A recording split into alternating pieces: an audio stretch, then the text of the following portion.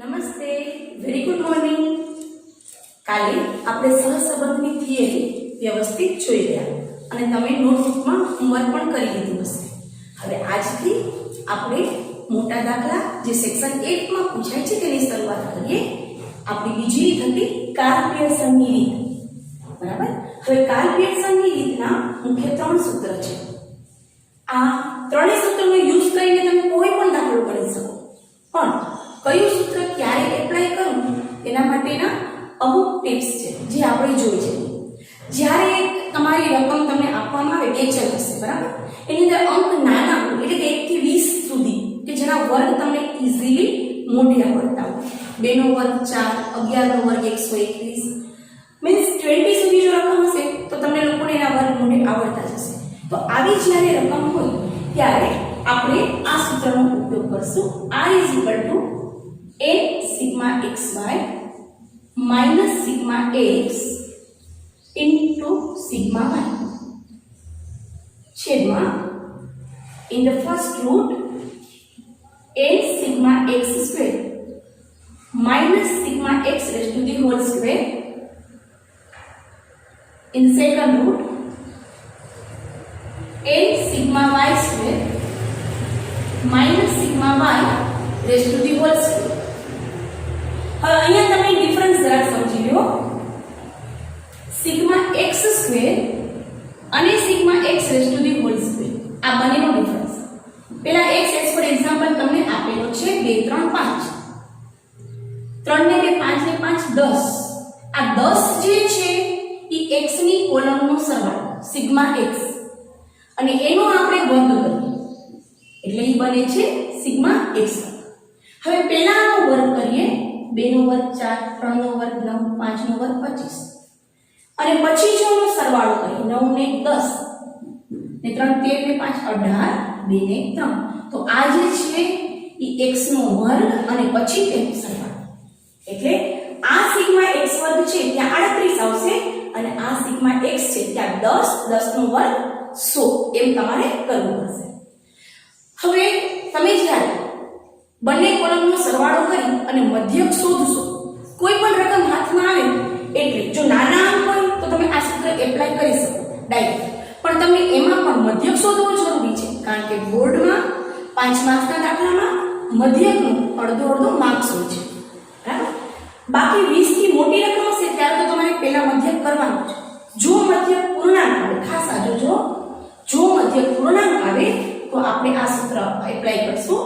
sigma x minus x bar y minus y bar divided by in the first root sigma x minus x bar raised to the whole square and sigma y minus y bar raised to the whole square. અને માની લો કે મધ્યક કરતા મધ્યક અપૂર્ણાંક આવે છે. as for example 125.79, બરાબર, તો તમને ત્યારે ધારેલા મધ્યકની રીત કરવી પડશે એટલે કે x minus a અને y minus b. હવે આ ધારશો તમે કેવો આપો, ઘણા એવું કરે છે કે ફર્સ્ટ હોય ને એ ધારી, બરાબર, પણ આવું કરવાથી બહુ પ્લસ અને બહુ માઈનસ રકમ આવશે અને કેન્સલ તો તમને એ જ યુઝ કરવું પડશે. આપણે આ સૂત્ર એટલા માટે ડિસાઈડ કરીએ છીએ કે આપણે મિનિમમ કેલ્ક્યુલેટર યુઝ કરવું પડે અને 3 કલાકના સમયગાળામાં પેપર વ્યવસ્થિત પૂરું કરી શકીએ, બરાબર. તો જ્યારે મધ્યક અપૂર્ણાંક હોય ત્યારે પોઈન્ટની આજુબાજુનો આંકડો ધારવાનો, બરાબર. 125.79 છે તો તમે x માં 125 ધારીશું તો ત્યારે આપણે x બરાબર u લેશું અને y બરાબર v લેશું અને એનું સૂત્ર થશે a sigma uv minus sigma u sigma v. અહીંયા છે સેમ, x ની જગ્યાએ u આવશે, y ની જગ્યાએ v આવશે. છેદમાં in the first root n sigma u square minus sigma u raised to the whole square અને n sigma v square minus sigma v raised to the whole square. સૂત્ર ગોખવાની બિલકુલ જરૂર નથી. જેમ જેમ આપણે દાખલા કરતા જશું એમ તમને પ્રેક્ટિસ થતી જશે. તો આવો હવે આપણે સ્વાધ્યાય 2.2 નો દાખલા નંબર સ્વાધ્યાય 2.2 નો દાખલા નંબર 1 જોઈએ. તમારી પાસે ટેક્સ્ટ બુક છે જ, એમાં તમે રકમ જુઓ. પિતાની ઊંચાઈ અને પુત્રની ઊંચાઈ આપેલી છે. પિતાની ઊંચાઈને આપણે x કહેશું અને પુત્રની ઊંચાઈને આપણે વાય કહેશું અને એનો સહસંબંધ આપણે શોધવાનો છે. ચલ એક્સ આપેલ છે 170, 169, 168, 167, 166, 165, 164 અને વાય ચલ આપેલ છે 172, 168, 170, 168, 165, 167 અને 166. આનો આપણે સરવાળો કરીએ તો એક્સ ની કોલમનો સરવાળો આવશે 1169. તમે કેલ્સીમાં કરી શકશો. અને વાય ચલનો સરવાળો આવશે 1176. હવે આગળ દાખલો કરીએ એ પહેલા તમને મેં સૂચના આપેલી છે. આપણે વાત થઈ ગઈ પ્રમાણે કે સૌ પ્રથમ આપણે આપેલી રકમનો એક્સ બાર અને વાય બાર શોધશું. બરાબર, એટલે અહીંયા આપણે એક્સ બાર શોધશું. X bar is equal to sigma x upon n 1169 divided by આપણી જે જોડ છે એના લેશું 1 2 3 4 5 6 અને 7. કેલ્સીથી તમે ભાગાકાર કરી લેજો એટલે આવશે તમારો એક્સ બાર 167. એ જ રીતે વાય બાર કરશું. Y bar is equal to sigma Y upon N. Sigma Y આપણે કરેલો જ છે. આ સિગ્મા એક્સ છે એક્સ ની કોલમનો સરવાળો અને આ સિગ્મા વાય છે વાય ની કોલમનો સરવાળો 1176 ડિવાઇડેડ બાય 7. કેલ્સીમાં કરો તો 1176 ડિવાઇડેડ બાય 7 એટલે તમારે જવાબ આવશે 168. આ બોર્ડમાં કરવું, બોર્ડના પેપરમાં આ ગણતરી દર્શાવવી જરૂરી છે. આનો હાફ માર્ક્સ હોય છે. બરાબર. હવે અહીંયા તમે જુઓ એક્સ બાર 167 પૂર્ણ આવે છે અને વાય બાર 168 પૂર્ણ આવે છે. મતલબ કે પોઈન્ટ આવતું નથી. એટલે આપણે પૂર્ણ મધ્યકની રીતવાળું સૂત્ર લખશું. બરાબર. આપણું સૂત્ર હશે આર બરાબર sigma X minus X bar Y minus Y bar છેદમાં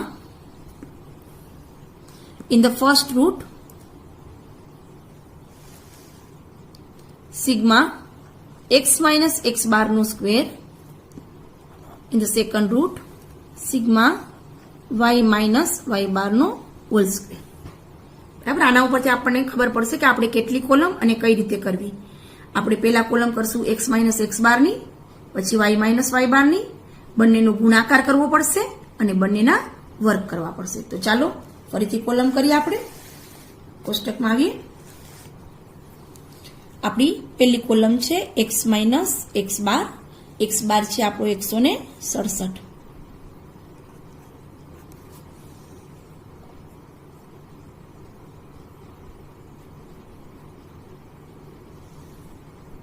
અને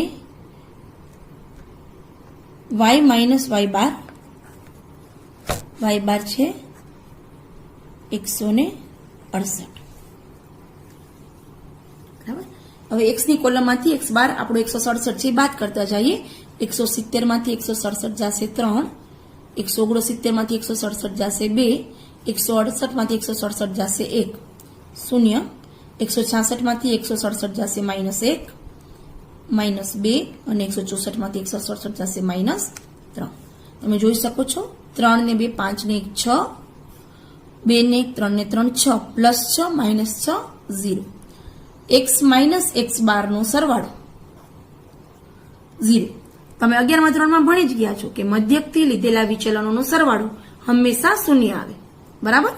હવે y ની કોલમમાંથી 168 બાદ કરીએ. 172 માંથી 168 જશે આવશે 4, 168 માંથી 168 જાય 0, 170 માંથી 168 જાય 2, 0, -3, -1, 166 માંથી 168 જાય -2, 4 ને 2 6, 3 ને 4 ને 2 6. જવાબ આવશે 0. y માઇનસ y બાર ની કોલમનો સરવાળો આવશે 0. હવે આપણે એનો બંનેનો કોલમનો ગુણાકાર કરીએ. x માઇનસ x બાર અને y માઇનસ y બાર. 4 3 12, 2 0 0, 2 1 2, 0, 3 1 3, 2 1 2, માઇનસ માઇનસ પ્લસ થશે 3 દુ 6. બહુ જ સરળ છે આ રીત. 12 ને 2 14, 3 17 ને 2 19 ને 6 આવશે 25. આવશે સિગ્મા એક્સ માઇનસ એક્સ બારનો એક્સ માઇનસ એક્સ બાર અને વાય માઇનસ વાય બારનો ગુણાકાર. હવે આપણે કરીએ એક્સ માઇનસ એક્સ બારનો વર્ગ. 3 3 9, એક્સની કોલમ જે આપણે કરેલી જ છે એનો વર્ગ. 2 દુ 4, 1 1 1, 0 1, 2 દુ 4, 3 3 9. 9 ને 10 ને 4 14, અહીંયા આપણે 14 14 દુ 28. કેલ્સીનો શક્ય એટલો ઉપયોગ ઓછો કરવાનો જેથી ભૂલ થવાના ચાન્સીસ ઘટે અને સમય પણ બચે. એક્સ માઇનસ એક્સ બારનો વર્ગ. એ જ રીતે અહીંયા આપણે કરશું વાય માઇનસ વાય બારનો વર્ગ. 4 4 16, 0 2 દુ 4, 0 3 3 9, 1 1 1 અને 2 દુ 4. 16 ને 4 20 ને 9 29, 30 ને 4 34. સિગ્મા વાય માઇનસ વાય બારનો સ્ક્વેર. હવે આપણે સૂત્રમાં આ કિંમત મૂકીએ. Sigma X minus X bar Y minus Y બાર આપણે મળે છે 25 છેદમાં એક્સ માઇનસ એક્સ બારનો વર્ગ 28 અને in the second root sigma Y minus Y બારનો વર્ગ આપણે અહીંયા કરેલું છે, તમે જોઈ શકો છો 34. બરાબર, એ આપણે નીચે લઈએ છીએ 34. હવે અહીંયા તમે 28 અને 34 નો ગુણાકાર કરીને પછી પણ વર્ગમૂળ કાઢી શકો અને ઇન્ડિવિજ્યુઅલ વર્ગમૂળ પણ કાઢી શકો અને પછી ગુણાકાર કરો તો પણ ચાલે. બરાબર, તો હવે આપણે કરીએ 25 છેદમાં આ બંનેનો ગુણાકાર કરીએ એટલે આવશે 952. 952 નું રૂટ કાઢીએ. 25 છેદમાં કેલ્સીમાં રૂટ કાઢશું અને રૂટમાં ખાસ ધ્યાન રાખજો પોઈન્ટ પછી આપણે 4 આંકડા લેશું. રૂટ આવે છે 30.8545 8545. બરાબર, અને બસ લાસ્ટ સ્ટેપ આપણું 25 ભાગ્યા 30.8545 તમે કરો એટલે તમારો જવાબ 0.81. એકચ્યુઅલી 0.8103 આવે છે પણ પોઈન્ટ પછી 2 આંકડા આપણે લેશું. જો ત્રીજો આંકડો 5 કે 5 થી મોટો હોત તો આપણે અહીંયા આગળ એક એડ કરત, પણ એવું નથી. 8103 એટલે આપણે પોઈન્ટ પછી 2 આંકડા જવાબ એટલે 0.81 આપણો જવાબ. કેટલી સ્વચ્છ અને સુંદર રીતે આ દાખલો કરેલ છે. બોર્ડમાં પણ આટલી જ સરળતાથી અને સુંદર રીતે તમે દાખલો ગણી શકો. સ્વાધ્યાય 2.2 નો દાખલા નંબર 2 ગણીએ. રકમ આપેલી છે. નાસ્તા બનાવતી એક સ્થાનિક ગૃહ ઉદ્યોગ કંપની દરેક નાસ્તા 100 ગ્રામના પેકેટમાં વેચે છે. તેની અંદર આપણને વેફરનો ભાવ અને તેની માંગ આપેલી છે. ધોરણ 11માં આપણે ભણી ગયા છીએ કે કિંમત વધે તો માંગ ઘટે અને કિંમત ઘટે તો માંગ વધે. મતલબ બંને ચલ એકબીજાની વિરુદ્ધ દિશામાં કામ કરે છે. એટલે આપણા દાખલાનો જવાબ છે એ ઋણ આવશે. ઋણ સહસંબંધ બંને વચ્ચે જોવા મળે છે. તો દાખલો શરૂ કરીએ. આપણે જે એક્સ ચલ આપેલ છે તેનો સરવાળો કરશું પહેલા અને વાય ચલ આપેલો છે એનો સરવાળો કરશું. બરાબર, એક્સ ચલનો સરવાળો તમે કેલ્સીમાં કરશો એટલે જવાબ આવશે 180 અને એ જ રીતે વાય ચલનો તમે સરવાળો કરશો એટલે જવાબ આવશે 132. બરાબર, આને કહેશું આપણે સિગ્મા એક્સ અને અહીંયા વાય ચલનો સરવાળો એટલે સિગ્મા વાય. પેલું step X bar is equal to sigma x upon N 180 ભાગ્યા 1 2 3 4 5 6 લેશું એટલે આવશે 30. એ જ રીતે Y bar is equal to sigma Y upon N સરવાળો છે 132 ભાગ્યા 6 જવાબ આવશે 22. બરાબર, આપણી કોલમ આપણે કરશું x minus X bar Y minus Y બાર બંનેનો ગુણાકાર એક્સ માઇનસ એક્સ બાર અને વાય માઇનસ વાય બાર. એક્સ માઇનસ એક્સ બારનો હોલ સ્ક્વેર અને વાય માઇનસ વાય બારનો હોલ સ્ક્વેર. બરાબર, એક્સ બાર આપણી પાસે 30 છે શરૂ કરીએ બાદબાકી. 24માંથી 30 જશે -6, -4, 32માંથી 30 જશે 2, 33માંથી 30 જશે 3, 35માંથી 30 જશે 5 અને 0. 6 ને 4 10, 3 ને 2 5 ને 5 10, -10 + 10 શું થશે 0. આપણને ખબર જ છે કે મધ્યકથી લીધેલા વિચલનોનો સરવાળો હંમેશા શૂન્ય આવે. એ જ રીતે y બાર કરીએ. y બાર છે 22 અને yની કોલમમાંથી 22 આપણે બાદ કરીશું. 27માંથી 22 જશે આવશે 5, 24માંથી 22 જશે 2 0, 20માંથી 22 જશે -2, 15માંથી 22 જશે આવશે -7 અને 24માંથી 22 જશે આવશે 2.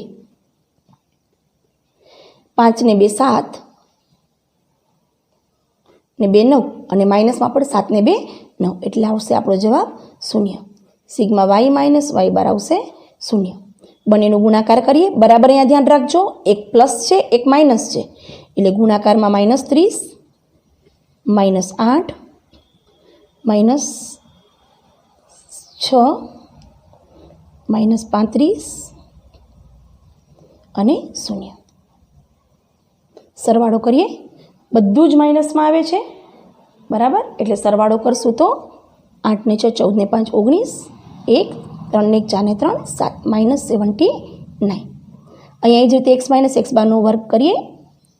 6 36, 4 4 16, 0 3 3 9, 5 5 25 0. સરવાળો આવશે 36 16. અહીંયા જોજો 2 ને ખાસ એક સાઈડમાં આંગળી મૂકતું જવાનું એટલે ભૂલ હોય તો પકડાય. 2 નો વર્ગ આવશે 4 બરાબર. 6 ને 4 10 ને 6 16 ને 4 20 ને 21 ને 9 30, 3 ને 3 6 7 ને 2 9. અહીંયા આપણો સરવાળો આવશે 90.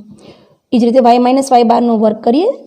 25 4 0 4 49 અને 4 અને એનો જવાબ આવે છે 86.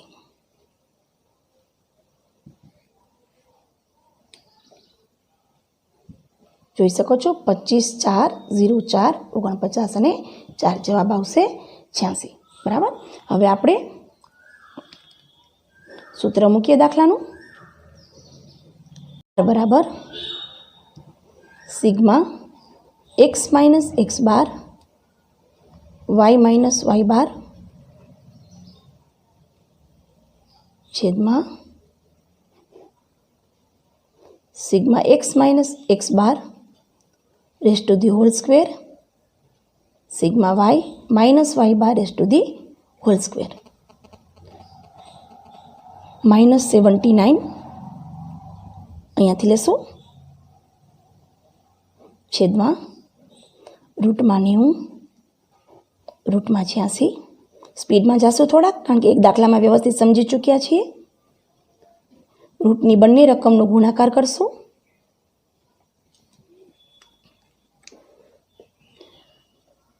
નેવું અને 86 એ બંનેનો ગુણાકાર થશે 7740 અને એનું રૂટ કાઢતા 7740 એનું રૂટ કાઢતા આપણને મળશે 87.9713. પોઈન્ટ પછી 4 આંકડા લેવા જરૂરી છે જ્યાં સુધી જવાબ ન આવી જાય બરાબર. અને હવે આપણે આનો ભાગાકાર કરશું તો આપણને મળશે 0 પોઈન્ટ બરાબર. જોજો પોઈન્ટ પછી 4 આંકડા લેવાના છે 8979. ત્રીજો આંકડો 5 કે 5 થી મોટો થાય છે એટલે આગળ આપણે જે બે ફિગર આવે છે 89 એમાં એક એડ થઈ જશે એટલે આપણો ફાઇનલ જવાબ આવશે r = 0.90. આ આપણો આન્સર બને છે. આ બંને દાખલા મેં તમારી સાથે એટલા માટે ગણ્યા કે તમને 1-to-1 લર્નિંગ જેવું લાગે કે તમે બી મારી સાથે સાથે ગણી શકો બરાબર. હવે આજે એ બંને દાખલા એ જ સૂત્ર એપ્લાય થાય એવા દાખલા હોમવર્કમાં કરવાના છે. ઉદાહરણ તમારી ટેક્સ્ટ બુકમાં આપેલું છે ઉદાહરણ 5 અને 6. સ્વાધ્યાય 2.2 નો દાખલા નંબર 6 અને સ્વાધ્યાય 2 સેક્શન ઈ નો દાખલા નંબર પહેલો અને બીજો, આમ ટોટલ સેમ આ જ સૂત્ર એપ્લાય થશે પૂર્ણ મધ્યક વાળું, અને તમને આ 5 દાખલા ગણવાના છે. પોસિબલ હોય તો આ 5 દાખલા ગણી તેની પીડીએફ બનાવી અને મને મારા પર્સનલ નંબર પર તમે મોકલી શકો છો, અને આનું સોલ્યુશન હું તમને નેક્સ્ટ લેક્ચરમાં પીડીએફ ફોર્મમાં ડિસ્ક્રિપ્શન બોક્સમાં મૂકીશ. Okay, thank you.